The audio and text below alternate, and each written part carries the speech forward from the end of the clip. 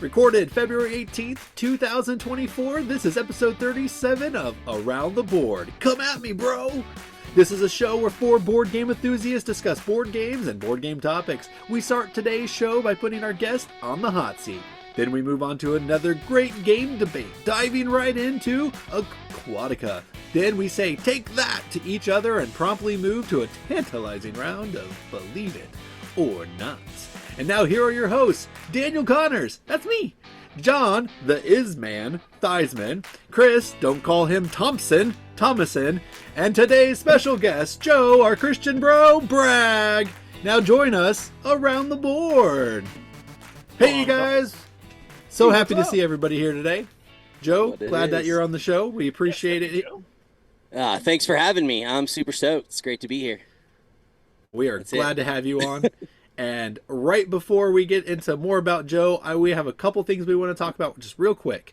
So here in Gardner, Kansas, we have a couple things that are super exciting. One of them is going to bleed into the YouTube channel. One of them is a convention that's going to happen here.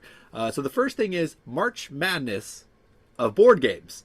I don't know any about that sports ball, and because of that, I wanted to co-opt, or is that the word? I don't know. I wanted to overthrow the March Madness that everyone is normally aware of and replace it with board games. So on our FBC Gamers Facebook page, we have a competition where 4 people create a bracket of 16 games.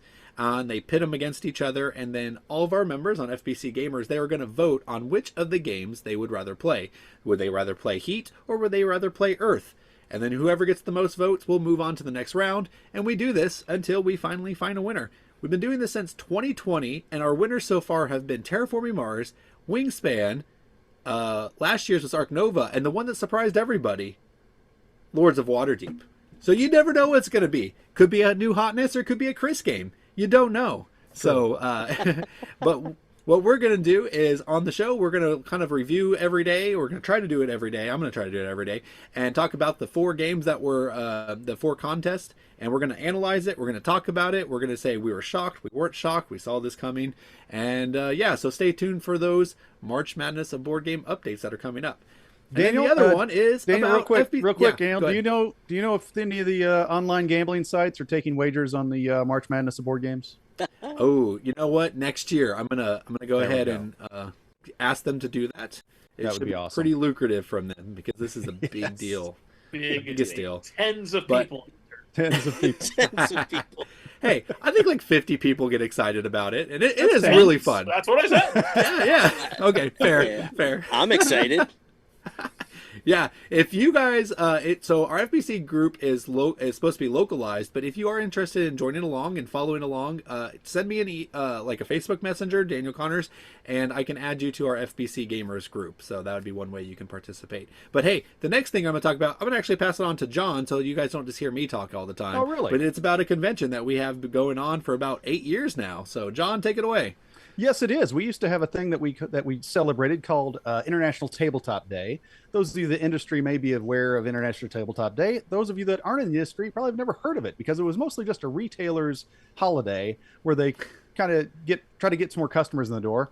We kind of once again co-opted it and made it our own thing where we had a festival. We had a gaming festival, and it was a one-day thing where you come out, play some games, give away a few games, whatnot.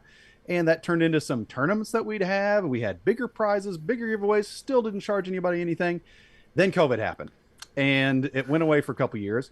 Came back last year, reimagined. We were not in conjunction with the dates of International Tabletop Day anymore, so we changed it to FBC Game Con to kind of make it our own. It's a 2-day legitimate, pretty much, convention that's still free to the public, and it's going to be Friday and Saturday, April 12th and 13th. And so if you're anywhere in the Kansas City metro area on those days, please come on out. We're going to have a way where you can register online. You're going to have sticker badges that you'll get for free when you show up.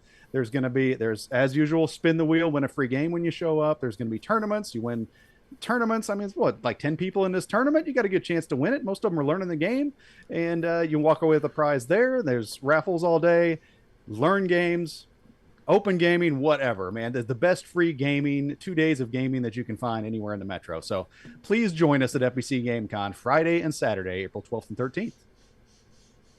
Cool. Yeah, we give away over 100 games on that day, and it's completely free too. We get a tons of sponsors. I know some people think free con, it can't be good.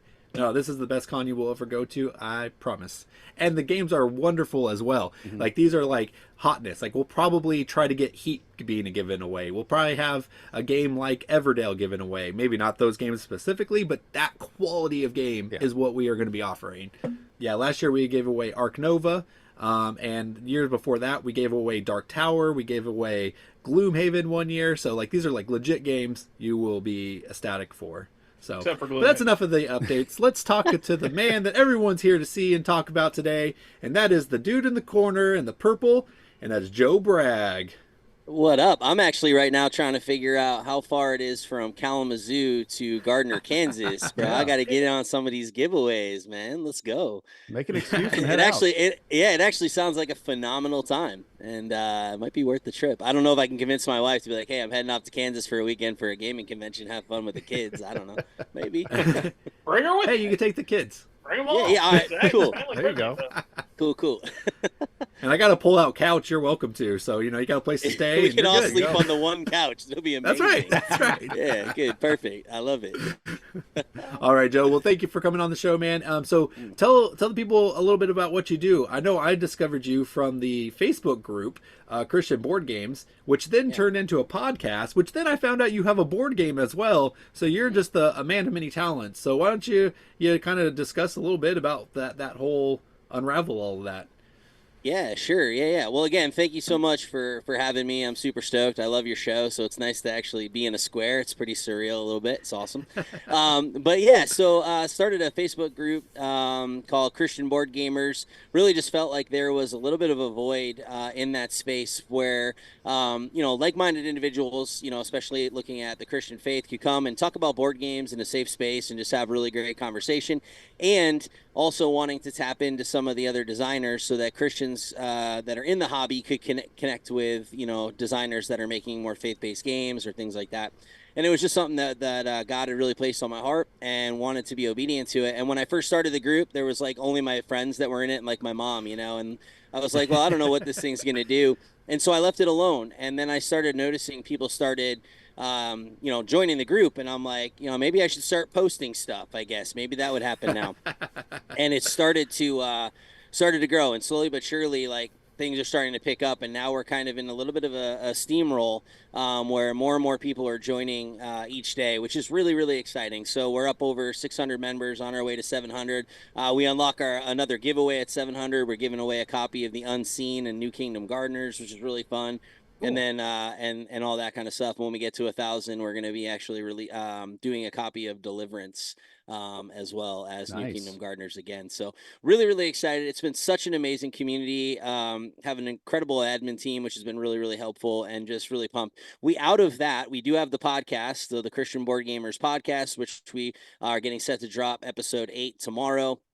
And so that's still relatively fresh, but really excited about how that's been going. And we have our first retreat actually coming up April 5th through the 7th. So we've partnered with Camp Living Waters out in Luther, Michigan, and we're doing a retreat. And so we're excited. People have been registering for that. It's going to be an awesome weekend of just gaming, hanging out. We're going to have worship and message, but really, really fun. So yeah, you mentioned game designer. I started designing a game in June of 2022 called Meek Heroes Victory. It's a deck building, light worker placement with resource management type stuff. I really enjoy all three of those genres of games. And so put them all together and thought it'd be really fun. And it's been really amazing to watch people get behind it. Within a year, we were able to get it out and get it on people's tables. And I've done everything small batch publishing. And so I've got, right now, probably approaching about 150 copies on people's tables, which is really pretty amazing for me. My view of success in this was, can I create the game and get it out? And if I could get it on one person's table, I would be content with that. and it's been really cool. And so now we're working on an expansion and some updated graphics and some different things that we're just really excited about in the future. And I've also created like a small Take That game that when it originally released was called Remixed Rewired, and we're actually retheming that a little bit, reworking it. Some other people have come alongside me that really caught wind of the vision and really like the games. We're like, hey, let's take this to another level. And so we're getting set to announce the officially, we'll announce it here, why not, right? Where we take Remix Rewired and turned it into, I know, brand new news, right? Take Remix Rewired and turn it into Meek Heroes Clash. So we're really excited about, yeah. So we're pretty pumped about what's happening there. But yeah, it's been a lot of fun. It's been quite a journey, and just really excited about just everything that's been happening. It's a lot to manage, but it's definitely been worth it, and loving the community. So. Cool. That's awesome. Hey, about your games, are they specifically Christian themed, or are they Christian adjacent, or not at all? Man, well, Christian adjacent, that's a different term. I'm not sure I know what that is. Yeah. Hey, well, like, are you I like to standing think next our to show is like Christians? Christian adjacent. Like, we're definitely Christians who want to show that a little bit, but that's not what we're focused on, you know. Got you. Yeah, that makes sense. That was just a curveball. I never heard that phrase. No, we're good. Yeah, it is a I call it a biblically inspired, right? And and you know, more than just like a direct Christian, but yeah, it's dealing with Meek Heroes Victory is more about spiritual warfare and evangelism. It's kind of worked out in the mechanic. And especially we're going to really amp that up in the expansion, and it's going to be a lot more evangelism and discipleship and how that kind of works in a card mechanics. So pretty pumped up about that. But yeah, so definitely. And then the Take That is the retheme is a lot more. Remix Rewired was just a fun set collection, but the retheme is a lot more you know, dealing with some of the spiritual warfare, principalities kind of stuff, and then just made that into the Take That style game. So before we move on there, Joe, I just want to ask you something real quick, because you're a conglomeration, a group of Christian board game designers and such. And this has to happen where somebody comes up to you that's new to the group or is not that familiar with modern board games, and they say, hey, I got this great idea for a game called Bible Baseball, where the pitcher throws you a quote from the Bible, and if you can guess where it's from, you get a single.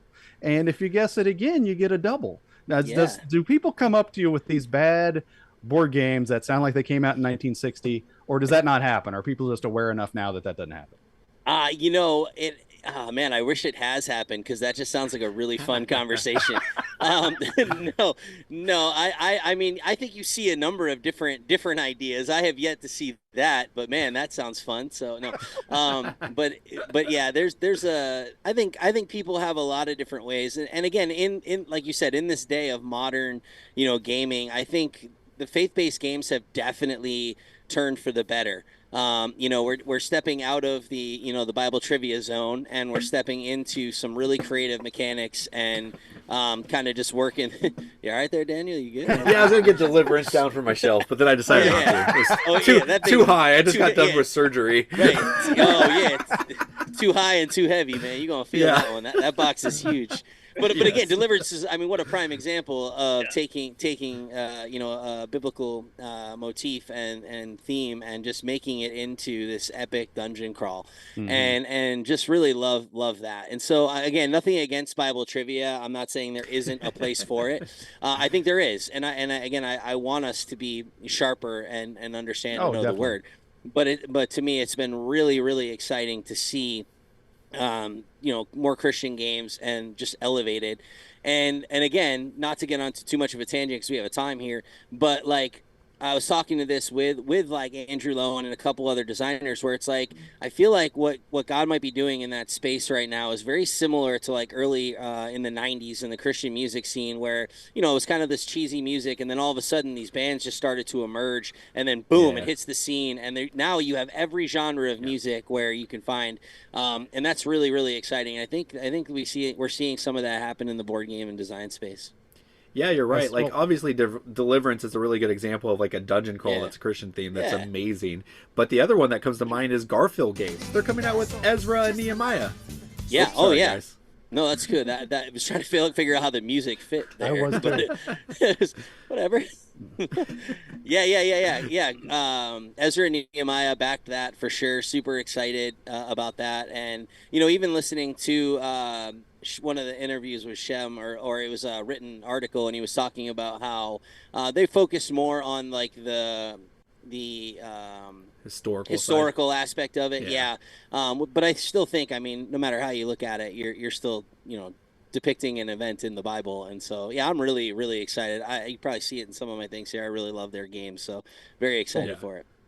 Joe, where can people get a hold of you and a copy of their game if they want to? Yeah, so you can actually go to meekheroes.com, and you can find that's meekheroes.com, meekheroes.com. Find a copy of the game there and contact me, all that. Yep. Perfect. Awesome. All right. Well, cool, man. Well, thanks for sharing all that. We're going to cut you off here, though, because our first round is actually going to be you on the hot seat. Oh, okay. But wait. We got to do something here. Andy's not here to miss my cue, so I had to miss it myself. So first of all, what time is it? That's right. It's time to play the game, guys. Around the board is all about debating different topics within tabletop gaming, and 4 unique segments, each hosted by one of us, and a behind-the-scenes judge that really does exist, we promise, will award points. At the end of the show, the contestant with the most points will be given 2 full minutes to prattle and spittle into the mic about whatever nonsensical anecdotes they like. Now, it's time to play the game. Round 1. Fight!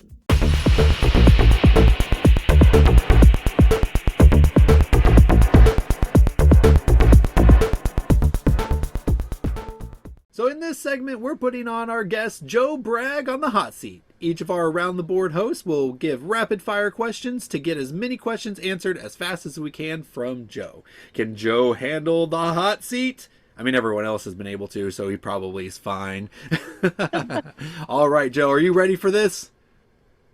Yes. Okay. Well, I will say, let's get, so Randy behind the scenes, can we get him on the hot seat, please? And I'm going to start you off with the most important question and challenging question you will have, and that is, what is your number 21 game of all time? My number 21 game of all time? Right. Wow. Oh my goodness. That is in a hot seat. What do I got behind me? Let's go with Everdell Far Shore. Number 21, Everdell Far Shore. Okay, that's wow. All right. Everdell Far Shore quick. That's impressive. Is that like the bridge version of Everdell, or like Everdell Junior or something like that? Wow. No, it's actually they just released Far Shore not too long. It kind of corrects a little bit of where Everdell maybe missed, and it's a really fun game. Which is now my number 21. Absolutely. Great, 100%. That's locked in. You can't change it. Can't change it. It's gonna be 21 until it's not. All right, Joe. First of all, I was a little offended when you talked about how cheesy the Christian music was in the 80s, because I was headbanging like no other back in the 80s to that Christian music. So that wasn't very nice. But anyway, that has nothing to do with my question. My question is, as a Christian gamer, Dungeons and Dragons, yay or nay? So I am not a role-playing guy, but I don't have any issue with people playing Dungeons and Dragons. I've actually seen it used in many ministry settings. I have a good friend who actually uses it in that way. And so I have no issue with it whatsoever. I'm just not a role player. But I have many friends who have, really wanted me to do it. I just have yet to. So, but no, I mean, I see a yay for it. I have no nay that I could share. Okay. Well, it sounds a lot like my answer would be. Chris, what you got, buddy? All right. I was actually going to be one of my questions about D&D, so I'm marking it off. Anyway, so now I have a fixed. This is great. I'm glad this led to this, because I actually have an extra question. On a scale of 1 to 10, what level of disrespect did you feel for Daniel talking about that copy of Everdell? calling it a children's version or something. Yeah. He's like, oh, your gaming abilities, you're probably at the junior level, maybe. Yes, is that? I think that one's called My Lil Everdell. This is not that. Yeah, super disrespected. 10 out of 10. Yeah, there we go. You're good. Great. Hey, 10 out of 10. That's always 10 good, right? 10. Yeah. Always good.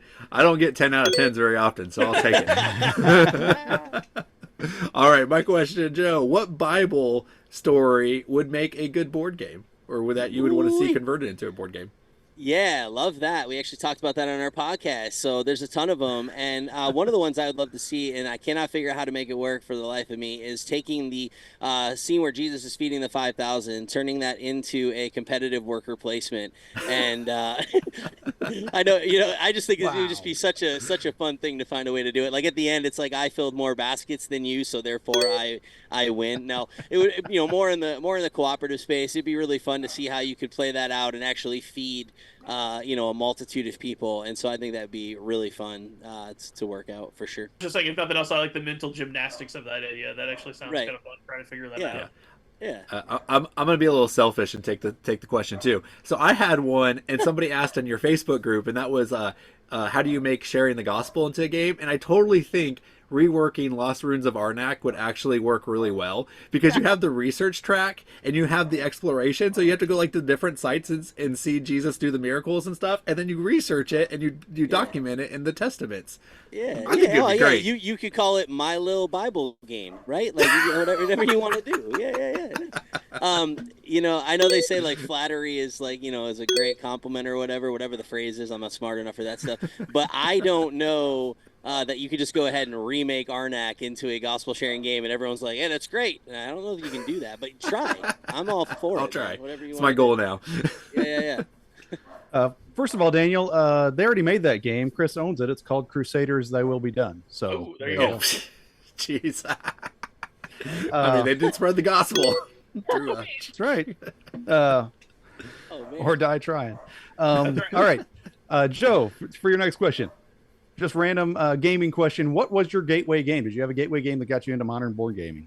Yeah, so it's the typical, man. I started with Catan or Catan, however you want, whether you're fancy or whatever, however you want to pronounce it. And then from there it became Dominion, and after Dominion, I was pretty well hooked. I was like, man, there's more here. And yeah, I've been pretty excited about it since. But really, I came into the hobby full blown probably around that 2020 time, which like really opened up. I've been playing games for a long time, but didn't actually consider myself a hobbyist until later. And then my collection just grew, and I've just been enjoying them more and more ever since then. So I know that might feel kind of lame, like, because I don't have the backstory of I've been playing games since I was a little kid and now I'm a professional gamer. It's not really my story. No, everybody's story is different for a reason. Yeah, but I did start with Catan, and then Dominion. Loved it. Played a number of games with a number of friends, but didn't have really my own collection, and that has since changed exponentially. So real quick follow up: do you play either one of those still, Catan or Dominion? Okay, so Catan is probably the worst game ever made. No, I'm kidding. I'm joking. No, I try not to play Catan anymore. I don't like who I am when I play it. I play Dominion. I play Dominion often, but yeah, I don't play Catan much anymore. I had dice thrown at me one time, and I was like, you know what, I'm done. I'm done. Okay, so I got a question. Did you get thrown at you because you just completely cut someone off from like playing the game or something? Well, so I play the game off the board, right? Like I politic. I want to play the people, and so I convinced everybody to take this individual's longest road, but nobody was paying attention to the fact that meant I was going to get it and win on my turn, and and she could see that, but nobody was listening to her. They were all like, "Yeah, that's right. We got to stop her." And I had convinced everybody, and then I won the game. She grabbed the dice, threw them at me, and I was like, I'm done with this thing, man. I'm making enemies, not friends. I mean, that's the best way to play. That's how Chris loves to play Oasis. Just that behind the scenes politicking. Daniel's ruined that game. All right, Joe. So what genre is there a genre that you used to really enjoy in board games that you don't really care about as more, that you kind of cooled on? It's not a genre. Is there a game that you loved that you cooled on other than, I guess, Catan? Other than the Catan or the Catan. Right. No. Or Settlers. Do you want to call it that? Settlers is an option. Yeah. So I'm gonna answer that question almost in the reverse. I used to be very cold on roll and writes, and now I'm starting to really appreciate them more. So I've kind of gone the opposite direction, which Funny. was one that I was pretty cooled off on and was like, yeah, I don't really care. And then it was actually, ironically enough, the Catan roll and write that kind of hooked me a little bit back in. I played it with my wife, and I was like, this is actually really enjoyable. And then we went into Bloom, and now I'm starting to explore more and more of these roll and writes that I was originally like, I don't want to really touch much of that. So yeah, so kind of the opposite there, but yeah, that's where I'd go. So Cool. so Katan's the Roll one and that writes or broke you up verb and and verbs? brought you back together, because I assume she's the one that threw the dice at you. Yeah, no, she was not the one who threw the dice at me. No, but my wife now knows my strategy way too well. So when we play with other players, she's like, he's talking, you cannot listen to him. So she uses my strategy against me, and she plays me while the rest of the people, yeah, it's not good now that she knows all my tricks. So Couples are always Right. great at games, because there is that inter-party conflict. We always talk about, like, they're Yeah. two of our good friends we play lots of board games with. They're both they're husband and wife, and like, if you're Yeah. playing a 3-player game with them, you're almost assured to win, because they will just burn each other to the ground, just making sure the other one doesn't win. Yeah. So you get like an easy win every time. It's That's great. funny. yeah, there's facts there. All right, Joe. So this is the last round of long-winded questions. Who inspired you to do your podcast, or what did, or what other Sure. podcast do you listen to that you modeled it after? That type of thing. Yeah, so I'd always really wanted to do a podcast.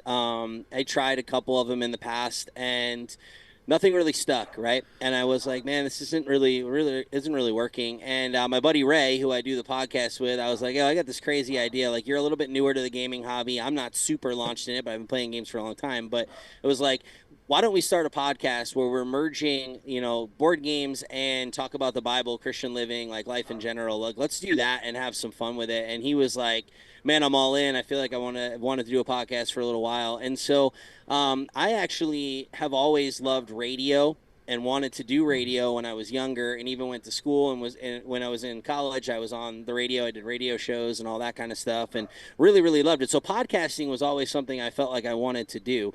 So, I mean, I don't necessarily have like a huge, oh, I modeled it after this. I love radio, and I love what podcasts can be. And just have a deep passion for games, and in particular how games can connect to a lot of spiritual motifs, how we can use them to just connect with people. Man, I am big on community, and that's really what I want to drive home, even with the podcast and just connecting with people.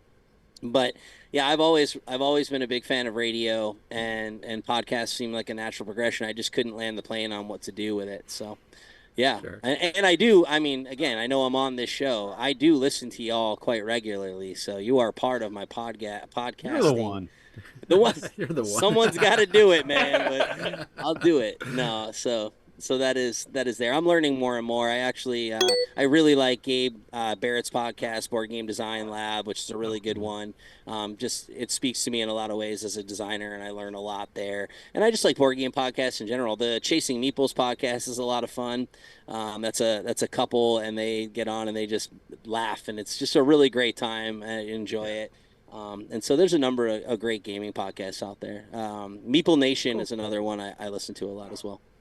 Okay. Yeah. Cool. Before I ask you this question, you might know where I stand on this, because I'll tell you, my camera right now is resting atop a gigantic box that holds the copy of Cleopatra and the Society of Architects. And my question to you is there such a thing as an overproduced game, or like has too many components, too nice the components? Do you enjoy those games, or do you have some kind of a martyr syndrome where you don't want to have fun playing a game? Which is it? Wow, you don't lead the interview at all, do you? Not at You're all. just like, "Eh." Leading the witness, Your Honor. Yeah, right. That's exactly it. All right, man. So here's the deal. I don't have any issue with overproduced games. I really don't. Honestly, if a game is well done and it is fun and it isn't just a bunch of components just for the sake of components, I'm all in, right? Like, I don't mind playing the game that sprawls out the entire table. I mean, one of my favorite games is Anachrony, and it's a big game, but I also, I mean, I won't pull it out right now, but I got like the exosuits and all the big stuff, Nice. and just make it a lot of fun. So it's because it's very thematic, and that's not even the biggest of the games, but I really don't mind a game that is has a lot of components and is nice components, overproduced, so long as the game is fun. I don't love games with a billion rules that you can't follow, and your player aids only have like 3 things on it, and you're like, this isn't working. I can't get into it. But if a game is well done and I can have fun with it, and the people I'm at the table with are having fun with it, then I don't care if the game's got a billion pieces. Like, let's get at it. But yeah. So you actually have a special suit you wear when you play Anachrony? Is that what I heard? Yeah.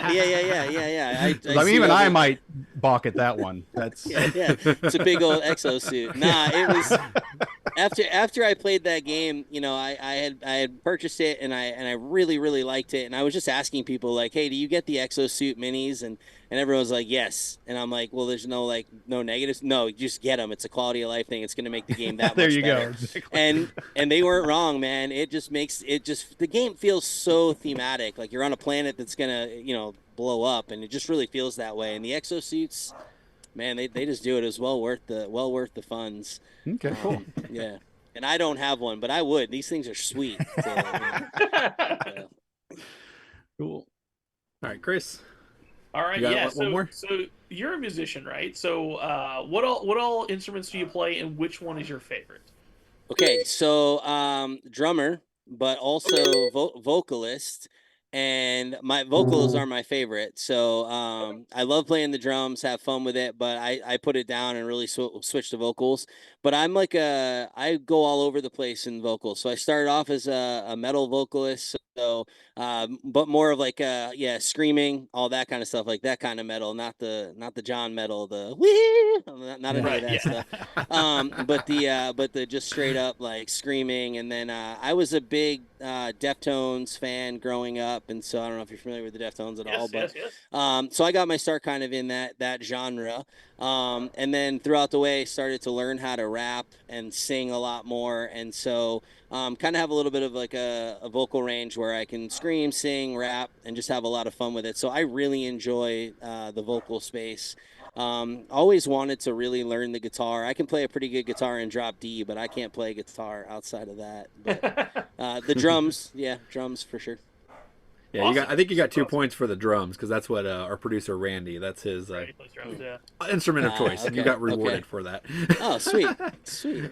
All right, are you ready? Okay, so now this is gonna be the rapid fire questions. We just have 3 each. So are you ready for it? Just this or that, and yeah, whatever works, man. I mean, I don't even know how I handled the long form questions. We'll be fine. I don't know. We'll let the viewers decide. Yeah. Okay.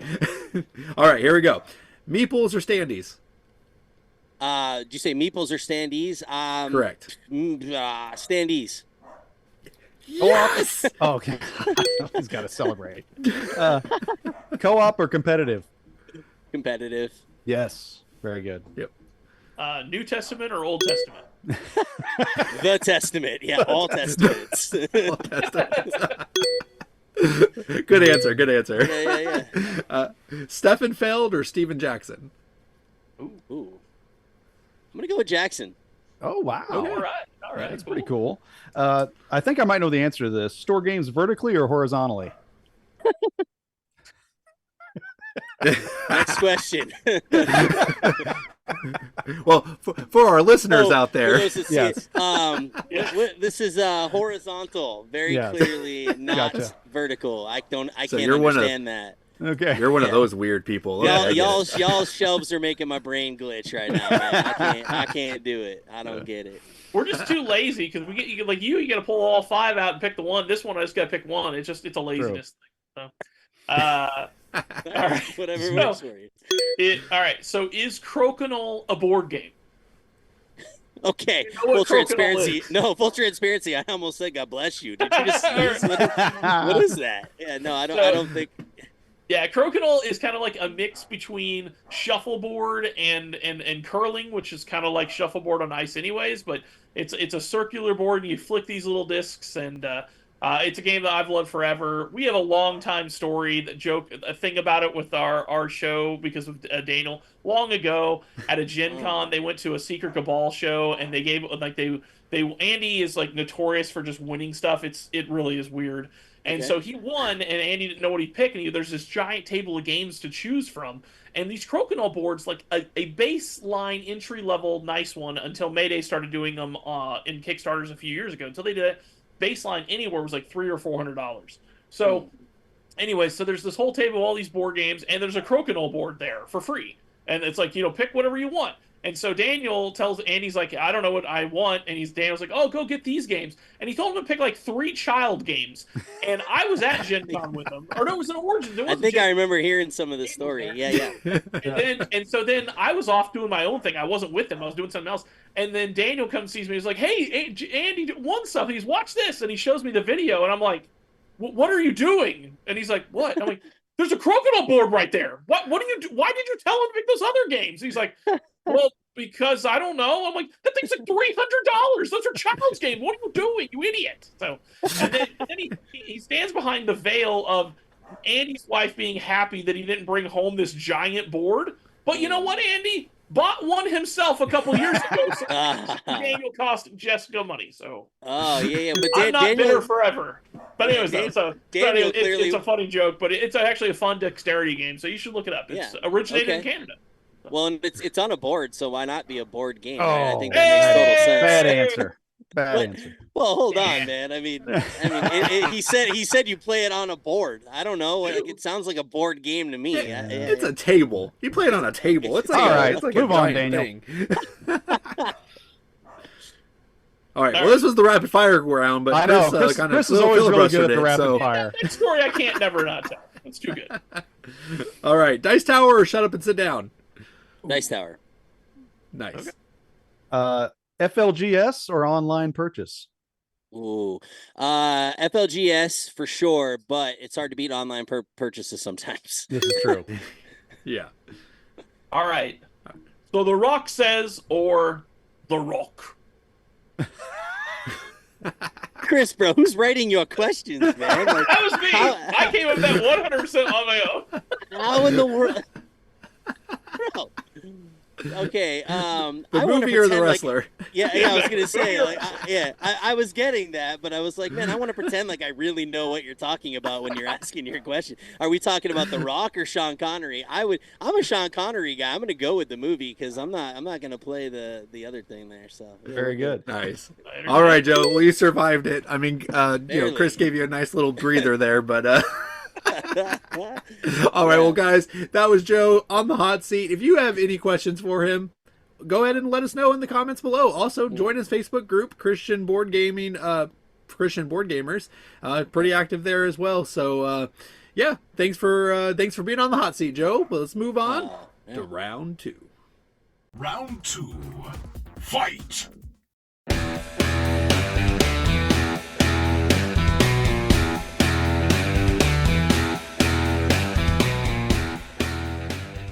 Yeah, it's time for the great game debate. Let's go. In this segment, we take a look at board games of the past and see if that game still holds up to today's standards. We are going to be looking at Aquatica. This is a 1-to-4 player game, plays in about 30 to 60 minutes, and is done by designer Ivan Tufasky. I'm sorry if I'm butchering your name. I have no idea, but it's a great game, but we'll get to that in a second. I'm going to kick it over to John for a quick how to play video. All right, this is a quick overview on how to play the game Aquatica. In Aquatica, you're exploring the ocean depths and discovering these different locations. These locations you're going to want to either conquer with the power listed or buy them for the amount of gold listed. And then you're going to need to bring them up to the surface in order to score the treasure that you find there. You're going to have your own personal player board. And once you get one of these locations, you would place it in all the way up to the first bubble. And then those bubbles are going to give you other actions to use, or you can just use other methods to bring them all the way up to the surface. Then once they're there, use a treasure action to place them there and get the points at the end of the game. The way you're going to do that is with a hand of cards. Everybody's going to start with the same hand of cards. You're going to have a Legionnaire that allows you to conquer a location. You're going to have the Seahorse, which allows you to scout first and then conquer a location. When you scout, you're going to move whatever locations are left here up here for a 1 power discount to conquer them, and then we will refill the general supply. You also will have the Sea Lord. He allows you to buy 1 location with gold. Then you have the Blue Waters Agent, which allows you to recruit a new character off of the character board that all come at different costs. Some of them are always free. The Wave Teller.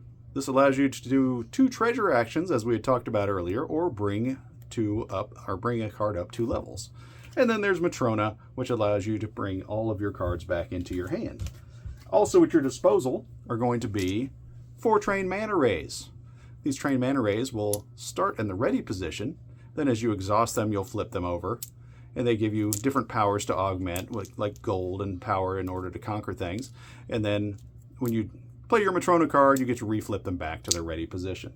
So this will go on until either the last card of the location stack is brought out onto the board, or the last card from the character stack is brought out on the board, or if someone has fulfilled all 4 endgame goals. You can see there's endgame goals up at the top. And on your turn, if you fulfilled one of those, you could place one of your trained mana rays in the far leftmost position and get those points at the end of the game. Now let me pause here and show you the Cold Waters expansion. Alright, here's the game with the Cold Waters expansion. As you can see, the end of game goals are no longer in play. Instead, you have these little allies. These ally cards you can buy with any combination of gold and victory points. To use victory points, you have to actually take cards that you have treasured out of your treasure and discard them for the rest of the game, so you will not get those points. However, you always have 4 different ones that give you an exact number of points, as you can see on here. It shows you an exact number of points, but then it also has an ability that's ongoing throughout the game. But then on this side, you will have ones with different ways that you can earn victory points throughout the game, and it gives you one immediate action that you can do when you claim it. So as you would claim those, just like you would do with those end of game goals, you would stick one of your manta rays up there. It gets more expensive to do it, however, the more people do the same one. You would have to pay more each time somebody else has placed a manta ray there. And so basically, if you want a little bit longer game, you can play the Cold Waters version. It has a little bit more strategy to it. Or if you want the shorter game, you can play with the end game goals. And that is how you play Aquatica. Hey, thanks so much, John. Yes, great video. Appreciate you, man. As always, you're one of my favorites in the show. Out of the 4, you're one of my favorites. I love it. That's awesome. So yeah. So Aquatica, so as I said even just before that, is I actually love this game. I really enjoy it. I dig the hand management aspects of it and just the selection that I'm doing in there. I like that it has the tight resources where you're dealing with the cards, and you have to generate your currency kind of right then and there in order to play. Nothing rolls over, so I really dig that and how you can use the mana. I think there's a higher level of strategy than initially expected, and until you really start to learn the game, then the strategy starts to kick in. That's my personal thought. Maybe I'm just naive to that, but I think there's a lot of strategy in it. I really enjoy how the location cards, you can use power or you can use the coins to purchase them, so that gives you some diversity, which I really enjoy. But even furthermore, I really like how the player boards work and how you can kind of explore the depths and start gaining more of those resources, and can start to kind of almost like an engine building in that regard with how you're sliding up the cards and just gathering those resources. And I think that adds a lot, and ultimately scoring points based on exploring those depths for those cards. And I just think it's a really unique and creative game. I hadn't really played anything much like it, and I just really appreciated that. What I don't love about the game is how sometimes in that market there's it can get a little bit stagnant in there. I don't dig that part. But outside of that, all in all, I think it's a super good game. It's a lot of fun, and my wife really enjoys it, which makes me enjoy it a whole lot more. So it's a game we get to the table quite frequently. So yeah, I really dig Aquatica. And if you say anything else, you're wrong. I do gotta ask a question, Joe. Have you played the expansion? Yeah. I've played it, but only a couple times, so I don't have a ton to say about it. But I did enjoy what it brought. Yeah. All right. Well, I asked you that because I'm going to lead in with this. We like to try to find a game that is going to divide us. And, John was like, hey, I like Aquatica. So I was thinking, okay, great. We're going to be divided. This is awesome. And then we played the first game without the expansion. And I got to say, it was a little meh. Granted, the play group was a little weird that night too, and I had just come back from surgery, literally the next day. So I could have been a little tainted. So I was like, we have to play again. So we got our friend Kelly to come. She brought the game, and we played with the expansion. And I do think the expansion fixed a lot of one of the things I wasn't a big fan of, and that was the end game scoring. In the original game, the end game scoring just happens. It's like if you have 10 cards in your hand, you're like, oh, I have 10 cards in my hand. I get it. It was just always like these moments of like, oh, I just did that. Okay. And you weren't really playing for it. You weren't really trying, and it just happened. So that was a lot left to a lot to be desired. But the expansion replaces that with people that you can actually hire to give you ongoing abilities, which fixes not only the end game scoring problem, but it also fixes the problem that I had with the game too, and that is you never had an engine that you felt like you could really rely on. Like you had a card that says you get +1 fight. And you're like, great, I can't conquer anything with one fight. Well, you have to conquer this stuff, and you got to have it in your tableau that you get to use one time, and then you move it up, and then you can't use it again. So there's not a lot of these opportunities to really like get a robust engine going on, except for in that expansion with the whole row of people where you can have like always on abilities and always going on things. The other thing, I know my time is up, but the other thing I have to mention is the scouting action. That is actually the thing that like ruined me on the game, and if I thought there was any weak spot with it, it's the scouting. It feels like it's a tied in, it's like a very forced mechanism. They were like, we need one more thing for these cards to do, and they're like, okay, well, let's a scout. Okay, well, can't we just fill the board up without scouting? And it's like, no, you have to play the scout card to fill the board up. And it's like, well, that just feels dirty. And then if I don't have my scout card and there's only one card left, it's like, I don't have any options anymore. And then now I'm forced to buy the cards that nobody wanted, because that's the only thing I can actually do in the game is buy these cards that nobody wanted. And then I hope that John or Chris or Joe will play the scout action so I can do something. So I was warm on it. I played the expansion and it felt better, and I finally did get to the point where I actually enjoyed the game. So is it hot? Yeah, I think it is. I think it is an underrated game. I think if you haven't tried it, you should actually give it a try. Even without the expansion, I think it's a cool experience that's kind of unique. Daniel, this isn't hot or not. This is the great game debate. So is it a great game? Yeah, I can't tell where you're landing with this one. It's a great game. So yeah, okay. Well, this is stretching the limit of great game debate. I think this came out in 2022. Nevertheless, no. Nevertheless, yeah. But anyway, I think Chris would say this is a new game.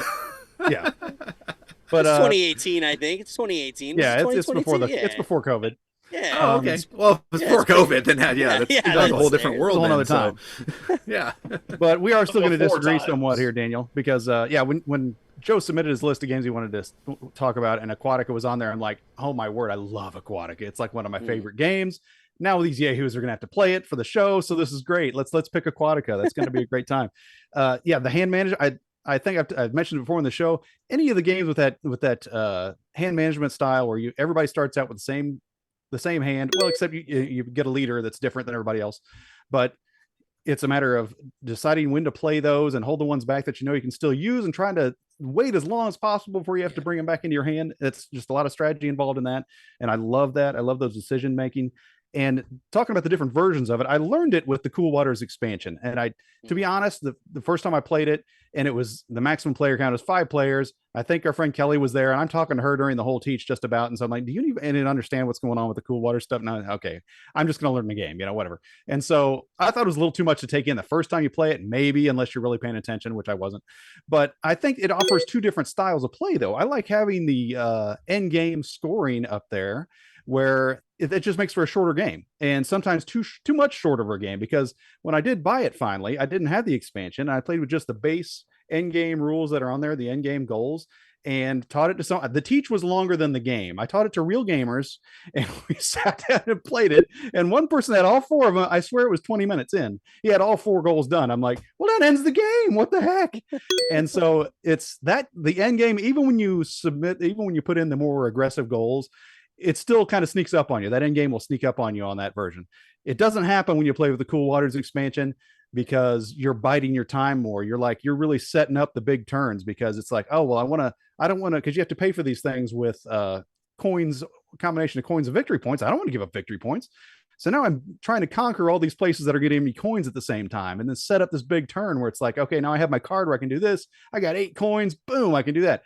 In the time you would have scouted 3 times or something like that instead, which would have ended the game sooner. So, and I don't know what you're talking about with that. It seems like people are always scouting when I don't want them to, and it's getting over scouted when I'm playing, and then, dude, the game's gonna end. Quit scouting so much. So, but as far as that goes, great game. It's great either way you play it, in my opinion. Just no matter what you're what flavor of the day you're wanting. Do you want chocolate or vanilla? Do you want the one where you're going to have a little bit of a quicker game and it's a little bit easier to teach, or do you want the one where you have the Cool Waters expansion where there's a little more to it? But a great game either way. It's an amazing game. I haven't tired of it yet. I had to defend the scout thing. You're right, Chris. Or sorry, John. John. You're right, John. No, I heard it right. You heard it right, people. I'm correct. Everybody, I'm just so used to saying that. I'm not used to saying you're correct, John. So Exactly. Defense rests. The scout action, yeah, everyone was doing it because sometimes that's the only thing you get to do as well. Like, I just felt like it was just an extra card. I just rather it somehow naturally refill and naturally fill up and naturally end out. Which is weird because you're the guy that always wants to be able to end the game quick. So this. Oh no, I do appreciate that, but I can end the game quick by getting all my 4 things up there too. So all my end markers. So I could do it that way. I don't need to clear the deck out. All right. So to me, all right. So I'm just gonna jump in right here, and I'm like everyone else. Again, we're normally trying to be divisive and have some people like something, some like, but this we couldn't get away from it here. This game is great. It is great. But I will kind of double down on a couple of things that people have talked about. There's some like issues. They're minor things, but they are just kind of things that I thought as I was playing it. So Daniel kind of talked about the scouting thing we just talked about here. Like it does feel weird. Like it's a card, and it's like okay, you have one card that you have like 3 attack with that you can just go and attack a location to do it. Right, that's one of the cards. And then you have one where it's only 1 attack, and you have to scout. Which then kind of like clears the locations that you can attack, and then puts some of them in an extra area, and then puts other ones in discard or whatever like that. But you're forced to do that, and it's just like a little. It's okay, it's fine. It does move the game along, but I think it would be much more interesting if it was an action that you could just spend a couple of gold to clear everything, opposed to it being a forced card to actually make it happen. Now, again, maybe the designers built it in such a way to make sure the game moves along, but that's the small detail that I would do. One thing I also noticed is sometimes the character cards that you can add to your hand that gives you more action, so to speak, those are not exactly completely balanced. There are some that are kind of useful, and then there's some that are really, really powerful. I know I played one of the games that I played of the game, I got like a score of like 96, and like everyone else is in the 40s, because I got a card that allowed me just to go through the discard pile and pick out any of the locations as if I had defeated it. So like, it could be an 8 power one that's really hard to do. I just play this card and I just go do it. Like, it's really good. And then there's additional ones where you can. There's another card that's like just play a card that's in your discard again. So I was having this, and I had a character card that let me just defeat the one on top. So I was just defeating them all over and over and over, and then playing the guy that let me push it to the top and score. So it was an all-time score because of a weird combo. But what I would say is a small critique would be, instead of the normal system to where when you purchase these, they start at 0, 1, 2, 3, 4, 5 on the board, and when you buy one, they slide down. Instead of that, actually have prices based on the power of the card, and then an ability to pay 2 gold or whatever and flush them as well. So a small critiques of game design that I think I would do differently. Not that I think I know everything, but just saying that kind of speak to me based on playing other games. That's good little things I would do. And also, I will say that, like, this isn't the viticulture level of viticulture plus viticulture with Tuscany, where, like, just don't play the game without Tuscany. That's how much of a difference the expansion makes. It's not to that level, but I will say that the Open Waters, or whatever you guys said, the name Cool of the Waters. Cool Waters, there you go. Name expansion that changes those in-game goals really does add a lot more like intrigue and also direction to the game. When, like Dana was talking about, there's some of them that's just like, oh, have 10 cards. Oh, I got 10 cards. Just do it, right? Instead, these are cards that are different each time. They're also characters that you have to kind of hire with the hire thing. You can't just do them anytime you want to, Daniel. That's an inside joke. He accidentally did that on accident. Yeah, I might have cheated in this game too. I got to keep my reputation alive. It was really funny. Surprise. But it was my fault. I didn't make it clear. But regardless, having those up there gives direction, and that's something I'm really starting to notice about board games as a whole, but especially with like individual player powers. They give you out of the box that direction to help start building your engine, which is nice on that first play of a game when you're like, I don't know, I can make money here. I'm going to go over and do that, right? Because usually that's useful in games, right?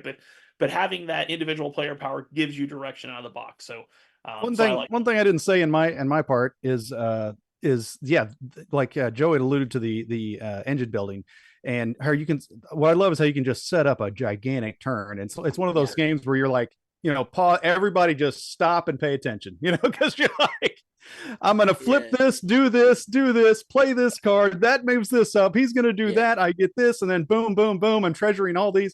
And, because if I'm just sitting here doing this, number one, I'm worried everybody's going to be like, wait a minute, what did you just do over there? Number two, I love to just brag about my big turns. And that's just awesome to just watch this. You're not going to believe it. Watch what I got set up.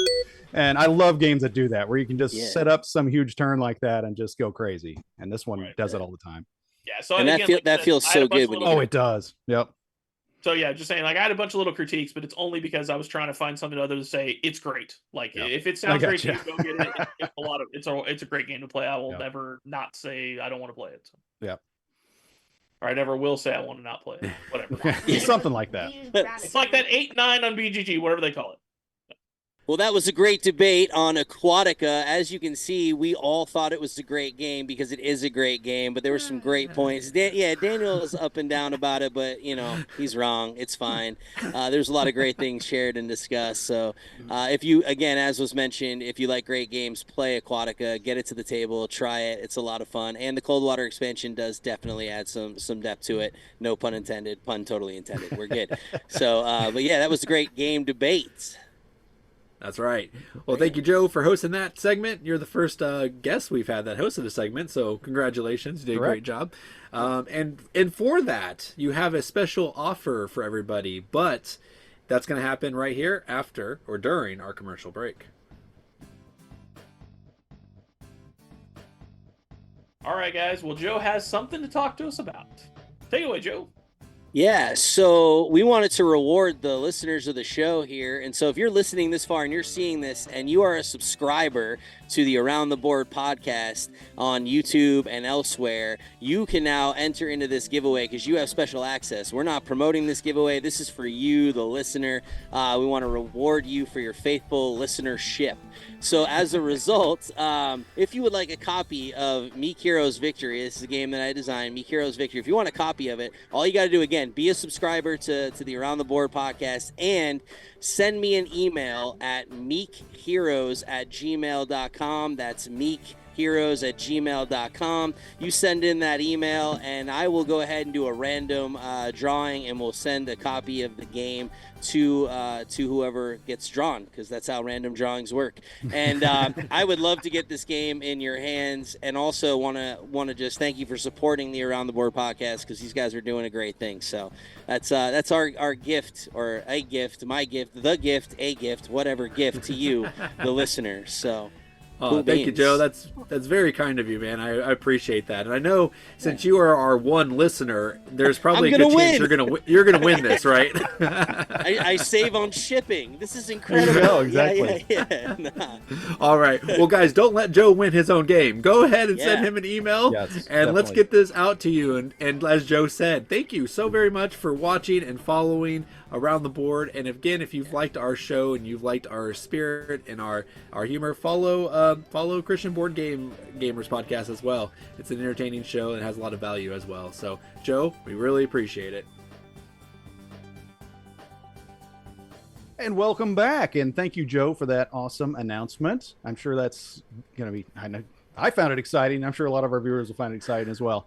But you know what? We got a special thing here in just a moment. And before we do this, I just want to say we're going to throw it to Hansa, our man in the field, our famous mascot man in the field. And I just want to say one thing first, and that is Hansa has been disparaged on this show more than a few times by everyone. But I want to say I have always been in Hansa's corner. So I am always going to support our man in the field, Mr. Hansa, as he brings us the best comments from you, our viewers and listeners. So let's throw it to him right now. Hansa, what do you got out there? Oh, hi, John. That was so flattering. I'm not used to that on this show. No. But where's Andy at? I don't see him on here. Who's this guy? Oh, well, we, Andy, it's not looking good for him. Oh. Is he gonna make it? I didn't know his leg fracture was that bad. It was. Okay, well, I was looking forward to seeing him, but that's fine. But I have a great comment for you guys today. This one is from a Delaney 2. It says, "Dear Around the Board, I don't know why you guys are complaining so much about simple second grade math. Power Grid is an amazing game, and the American map is the best map. America!" Oh, well, you do find the best ones there, Hansa. I don't know what to make of that. They like Power Grid, but they have the worst taste on maps. That's bizarre. I know. I just like how he disagreed with all of us. Like, that's what I was just going to say. It's like that. Nobody's going to be happy with that comment. I was okay with it. I need to play the American map. Since I've been playing with Chris, I haven't been able to play the American map. But I remember liking it, and I feel like it adds an extra challenge, especially if you're building in the Midwest and it's like so vast and wide. It's like, is that unbalanced? Maybe. Or is it just an added challenge? I don't know. Daniel, I think for you, if you want an added challenge, I think they should come up with a new map where instead of paying money, you build words to get to different locations. I think that might be pretty good. You need a 15-letter word over here, Daniel. That's awesome. Power Man. Scrabble. You know, Joe earlier said that there's a lot of abuse thrown at John, but John, you can see how he kind of deserves it, right? Look, I didn't say why it was being thrown. I just said it was being thrown. I don't know. Fair. Okay. Good point. All right. Well, let's get back to it, guys, as we go into round 3. Round 3. Fight!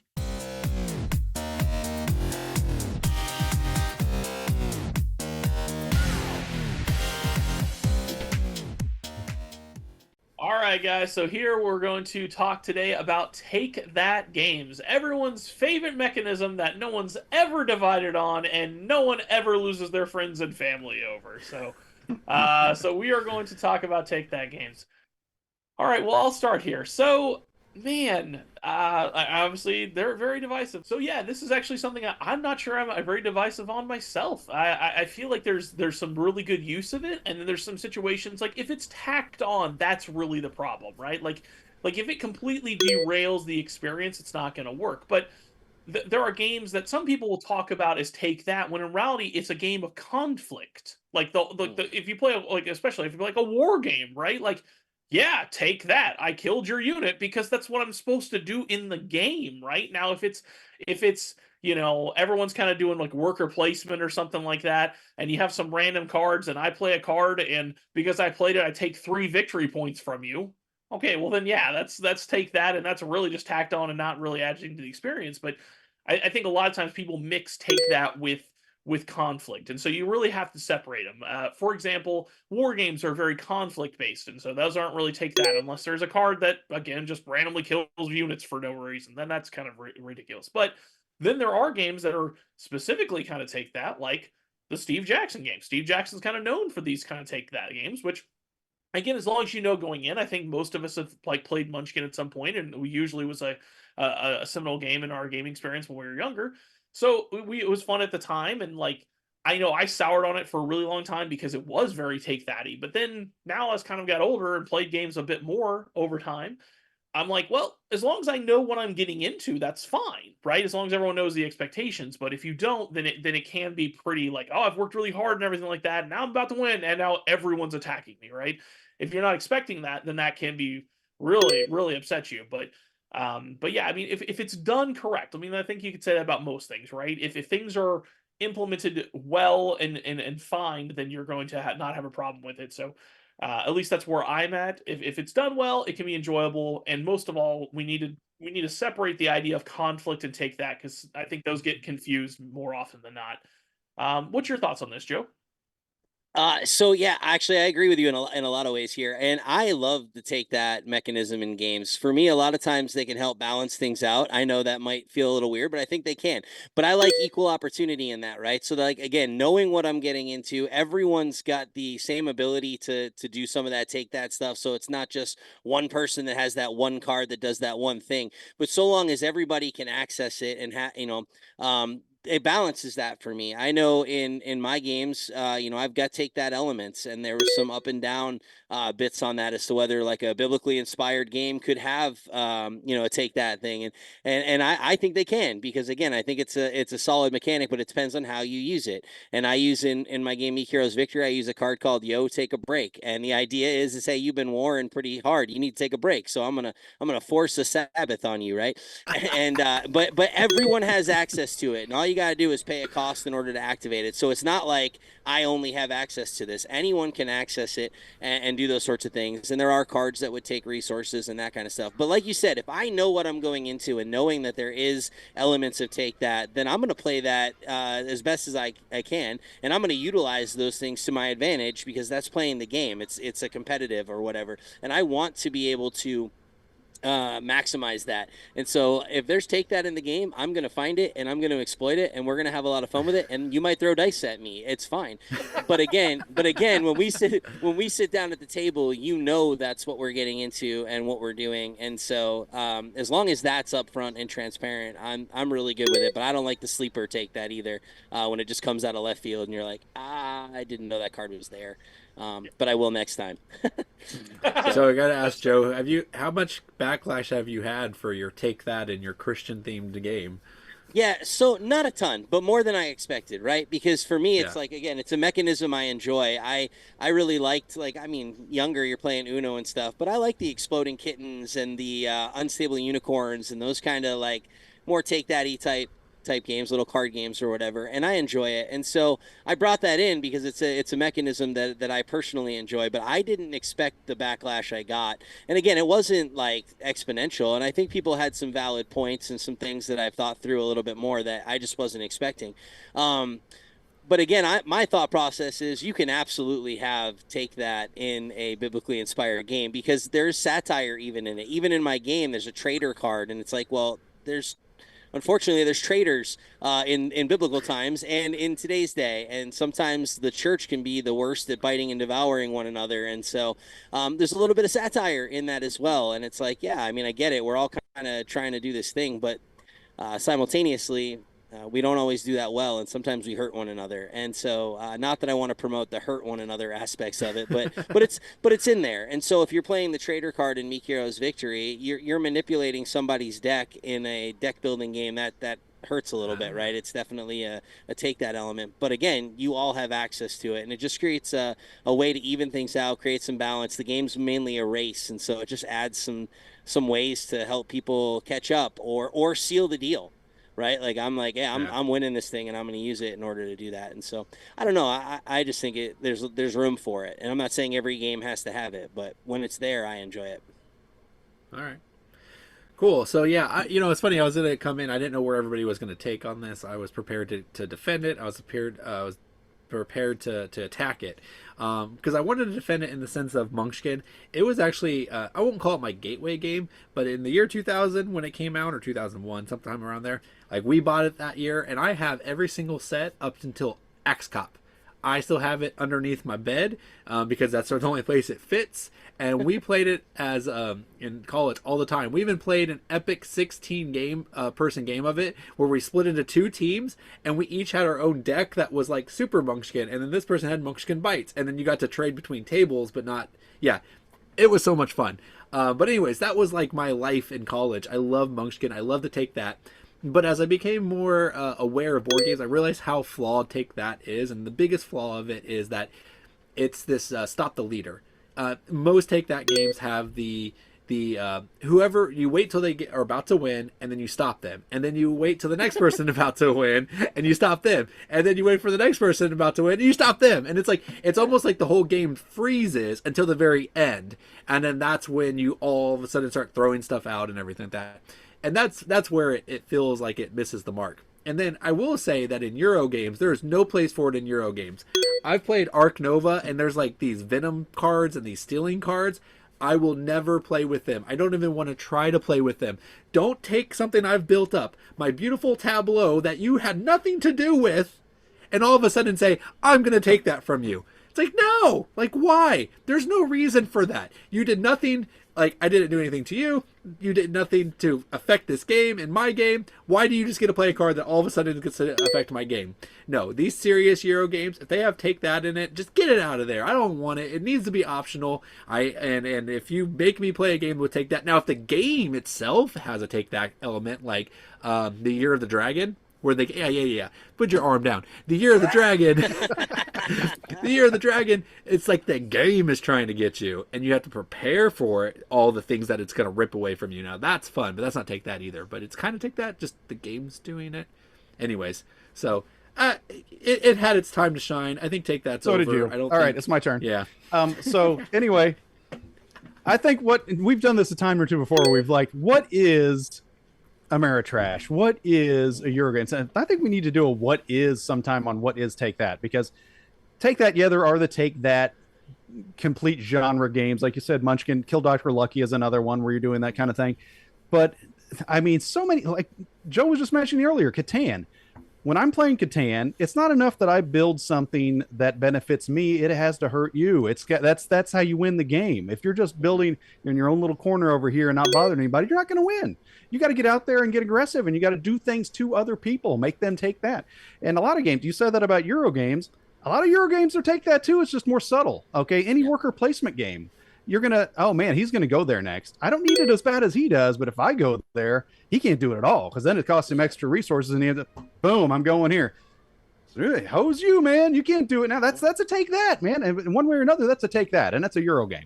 Yeah, you know it's a possibility. It's all available to everybody out on the board, but it's still take that. People can do things to affect your game in a negative way just for no reason if they want to. And one of the games one game we played last night, Bequest. It's one of those I split, you choose games. What's more take that than something like that, even though it's not considered a take that game. It's like, I know he's collecting these. Well, I'm going to give him these 2 negative cards to go with that, or he can take this that doesn't have the cards that he wants. Boom, which one are you going to take? You know, it's like, so you're making someone take, some sour with their sandwich there. And so there's take that almost all over the place. Then I'm ironically, one of the king of the take that games that I own is nothing personal. Joe, I don't know if you're aware of this game or not, but Board Game Jesus designed it, Tom Vassell. And if there's ever been an advocate against take that, wouldn't you say it's like Tom Vassell? Doesn't he always, it's games too take that-y. It's got too much to take that. Yeah. This whole game, it's a beautiful smorgasbord of take that. And it's a big gang war kind of thing. You're all vying to be the head of the mafia, and you're knocking people off. You're taking that. You're taking stuff from people, and it's beautiful. It's an amazing game, but ironic that it comes from him, and he hates bad instructions. The instructions are terrible too, but so it's just kind of ironic. But take that can be a beautiful thing, is all I'm saying, and it's out there more than you think. And if you think your little safe Euro game doesn't have take that, then you're wrong, Daniel. That's what I got to say about that. I agree. And I think any competitive game to some degree can have a take that element, because that's part of my strategy. I am going to prevent you from accomplishing your goal one way or another. Yeah. Maybe that's just how I see it and how I play it. I'm always looking for that. What's my strategic advantage, and how can I slow you down? And maybe that's just how I play, but I love that even in worker placement. I'm going to go to that spot even though I don't need it, but it is going to make you suffer a little bit in this. Yep. So maybe suffer's too strong of a word. Maybe it's too strong of a word. But either way, it's gonna cost you. There you go. Yeah, we needed to define take that, because I will say what you guys said, I don't think it's take that. Like, hate drafting and taking someone's spot isn't take that. Take that is like where I'm actively removing something that you're doing, or that I am like just destroying something you built. That's different than taking your spot. That's competitiveness. That's getting there first, doing it better. And in a game like that, I'm almost better than take that than like the multiplayer solitaire stuff, because that one really bothers me. I'd agree with you there. That's fair. That's fair. Well, I win. I just love the term hate drafting. Oh, sorry, my bad. Yeah. Oh no, you're good. Keep going. That's fine. No, I was just saying the hate drafting. That you guys need like a glossary of terms, man, because you be dropping stuff that I just never heard. Yeah, it's funny.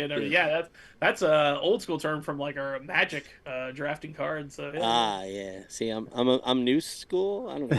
I don't have that. He's just a baby. Yeah, still learning. Well, guys, do you like take that games, or are you complete moron like Daniel? Let us know in the comments below how you feel about take that, and what is take that anyway. Round 4, fight! Board game, believe it or not.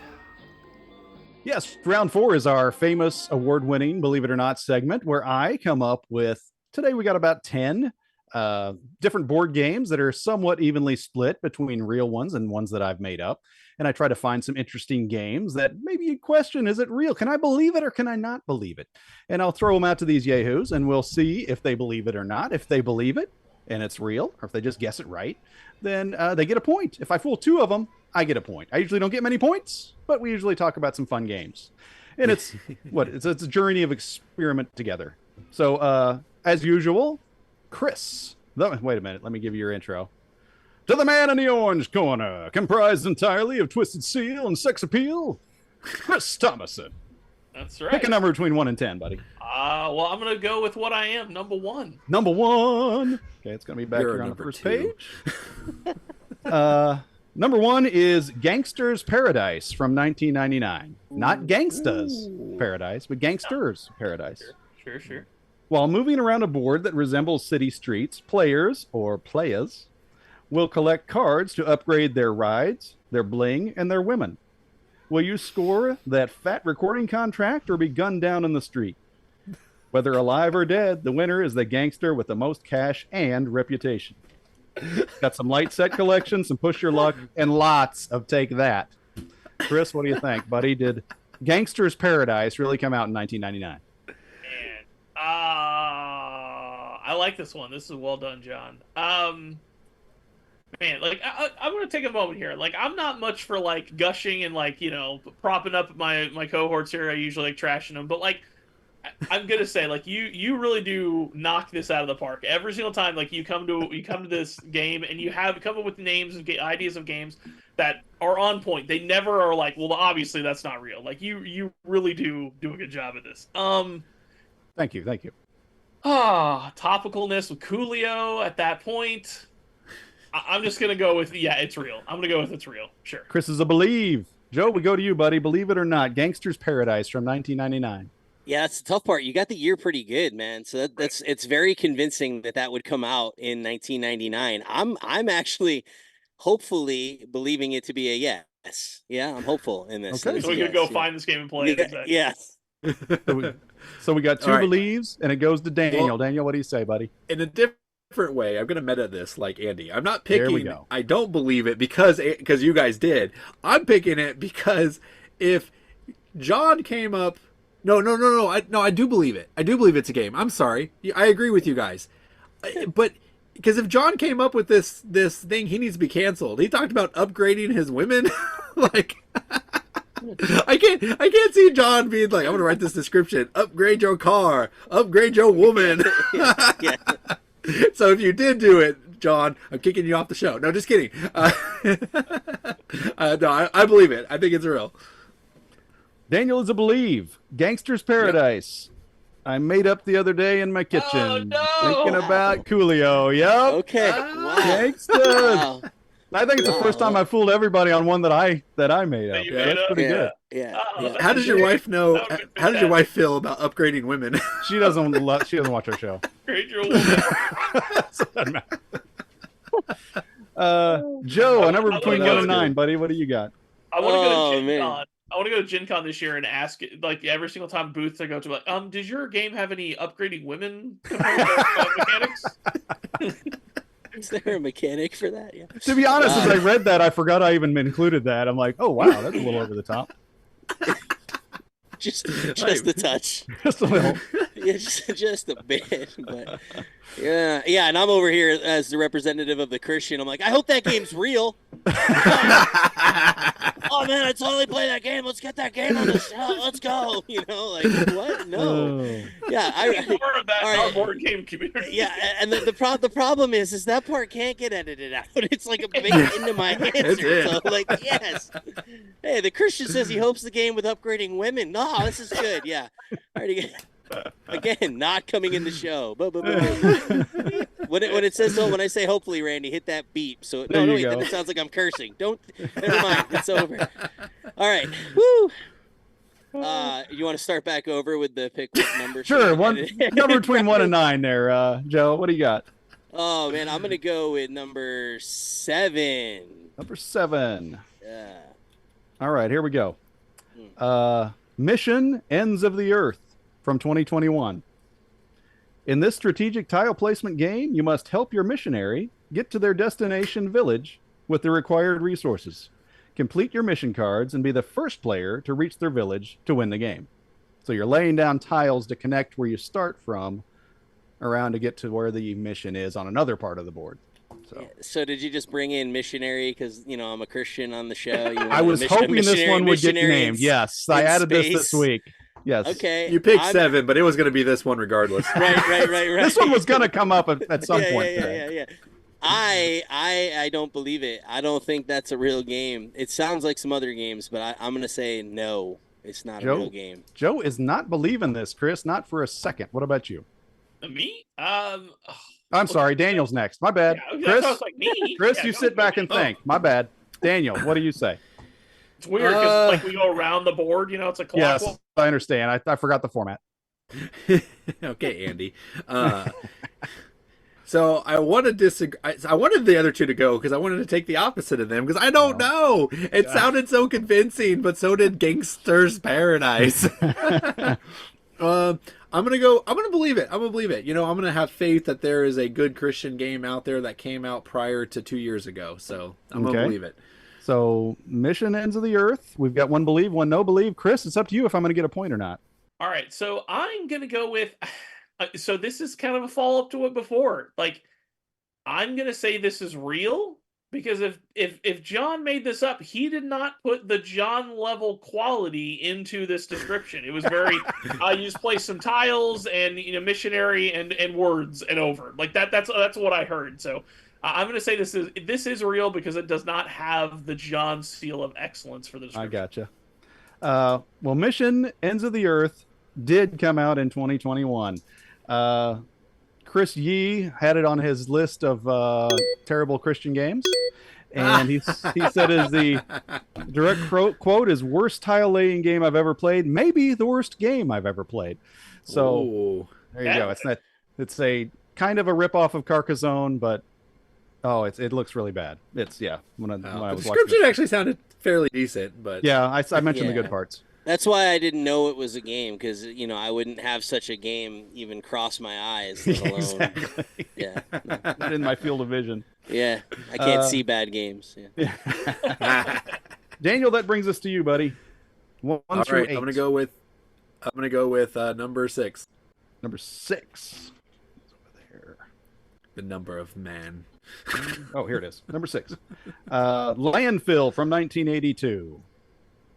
Spin the spinner to move your dump trucks around the board. In the center is a massive foam landfill. When you land on a dig space, you get to reach into the landfill and try to score a treasure. Will you find a gold candlestick, a valuable baseball card, or just a junk coffee maker? You never know in landfill. It's like a big foam landfill that has holes in it. You stuff things in there, and then you reach in and see what you get. Daniel, what do you think? Landfill come out in 1982?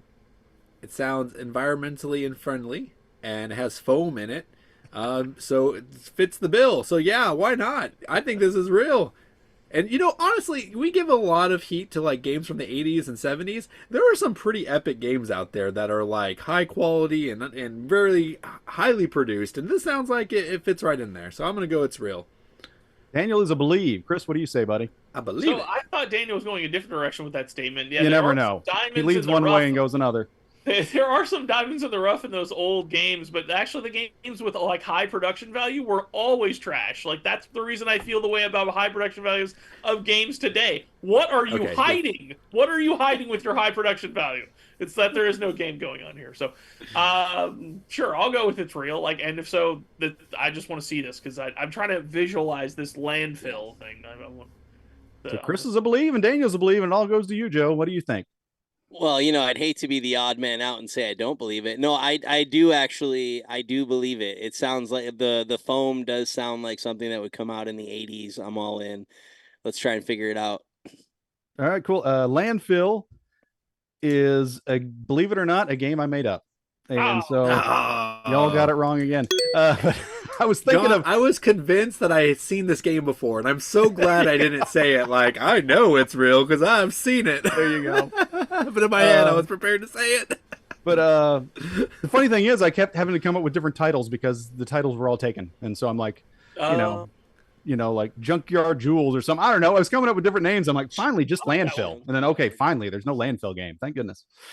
But we got time for at least one more. Chris, you want to pick a number between 1 and 7? Oh, okay. Because I thought 10 was still going to be awesome. Well, I'll go with me because I'm a 10, but that's not a thing. Can't do it. I guess I'll go with me, who's a 4.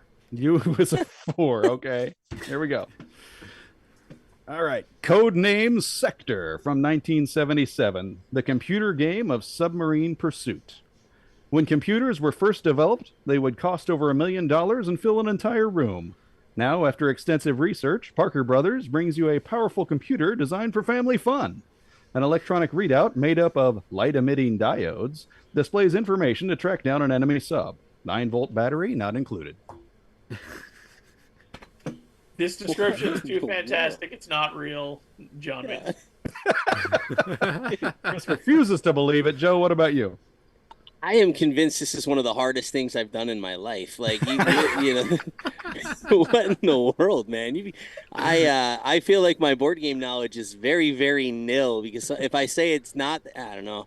Yep, cool. Here's welcome to sounding like an idiot. I'm gonna say it's not real, and then when it is, I'll just be excited about it. We got two no believes. Daniel, what about you? Well, John, you took me on an emotional roller coaster. You said code name, so I was thinking, oh, it's a version of code names. Right. And then you said sec, and I was like, what is going? And then you went to computers, and I'm like, oh, okay, I don't know what this is at all. No, I'm gonna go with I'm gonna go with no. It doesn't. It's not real. Did everybody say no? Mm-hmm. Everybody said no. Codename Sector, believe it or not, did come out in 1977, and I thought for sure Daniel would get this one because they have a copy of it at that little what is it, like antique toy store at the mall that you go to once in a while. Yeah, that's where I saw it. I'm like, what? And I saw the back where it talks about the light emitting diodes and the computer that takes the room. I was like, this is hilarious. I love it. It was the Parker Brothers that threw me off. Yeah. Are you talking about the place next to the arcade, John? Yes, that one. I need to stop by there and pick this game up then. There you go. There's a copy of it in there. Check this out. Yeah. We're going to check it out. All right. Well, that wraps up this episode of Believe It or Not, Board Game Believe It or Not. I hope you enjoyed it. We talked about some pretty cool games there. What did you think? Did I fool any of you? Please let us know in the comments below, and let's see who our winner is, shall we? Well, let's see. We've got Daniel arriving with 16 points. Everybody scored really well today. I mean, Randy, this is the best scoring episode. I think it is. We get Andy off the show, and everybody scores, man, like crazy. Daniel had 16. Chris has got 18. That might be a new personal best for Chris. Possibly. Joe, our guest, has 19. Nobody could compete with the games on Believe It or Not. I've never had that much success. That's the only reason I won, was Randy could not help it. I had to win. And so I won with 20.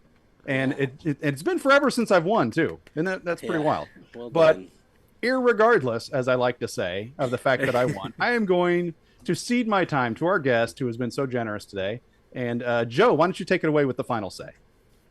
Well, yeah, lots to say here, but in a short period of time. That's super fun. No, this has actually been great. I've enjoyed laughing with y'all and talking with you. And like I said, I really enjoy what you guys are doing in the board game space. So my final little wrap up here is going to be about y'all and a motive encouragement. No, for real, because again, I think that you bring a new thing to the space. You're a lot of fun, and for people that are looking to learn more about games and what games to stay away from. Because I'll tell you, after watching your last episode about Power Grid, I don't think I'm gonna actually play that game. I've been asked several times, and I'm like, nah, I don't think so. I'm not all, it sounds too mathy and too much for me and all that. So I start to try to think about which one of y'all's gaming preferences that I'm more like, and then I would start to want to play more of the games in that. And I'm still kind of undecided and in between. And I did want to come here and just encourage John, who does get trashed on in this show, because John's the man, and clearly he would win the episode that I get to be on. But no, I just really appreciate y'all in this space. Think you're bringing something really unique and just bringing more and more awareness to the hobby. Board gaming to me is more than just games at the table. It's community, and I love the fact that the four of you, and Andy's here, that you guys game together. You know each other well. You're a community.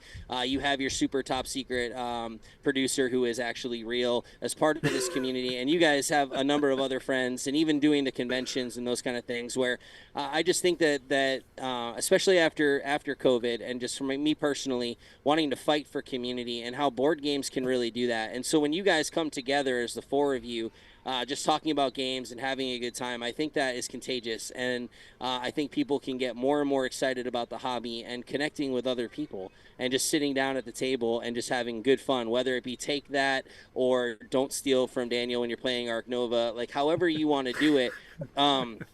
but I think it's just so important, and I think that more and more of that just needs to continue to happen. And so I love what y'all are bringing to the space. I'm super honored to be a part of the show today, and it was nice just to sit here and listen to y'all and go back and forth. So it was a really good time. The fact that I scored any points is really exciting because I could say, hey, I was on the Around the Board podcast and I scored 19 points. So there you go. There you go. That's what's up. No one can ever take that away from you. Never. I got that forever. So True. So thank you guys so much. Thank you Randy for could take it away from you. Yeah, True.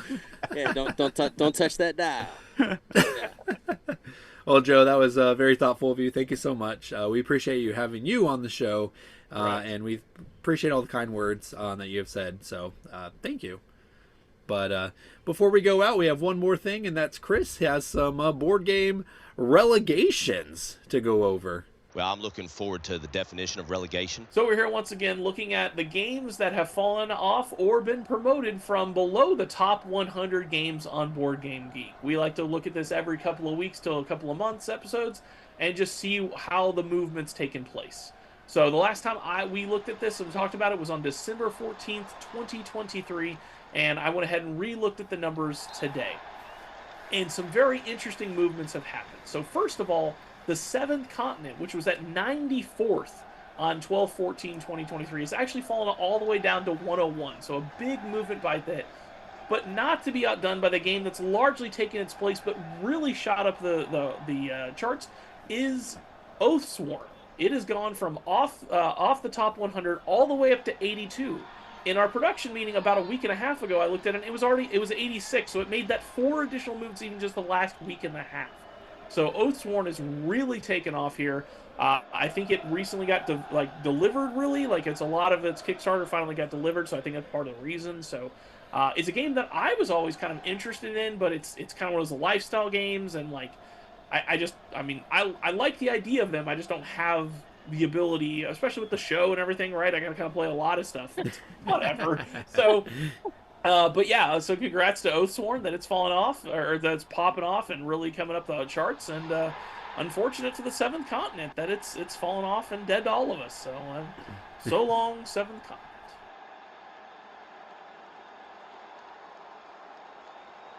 Well, speaking just for me, Chris, both these games are dead to me on arrival.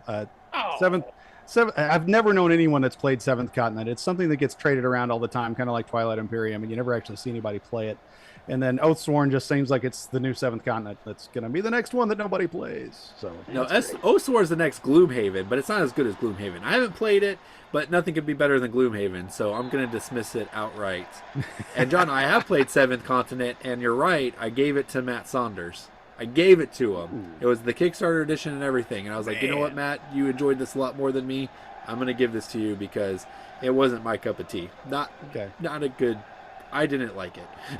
7th Continent didn't really hit well overall. I never heard great reviews on it, but Oathsworn, it spoke to me in a lot of different ways. I just, again, don't have the time commitment, and I mean, it's got to be infinitely better than a giant box of trash called Gloomhaven.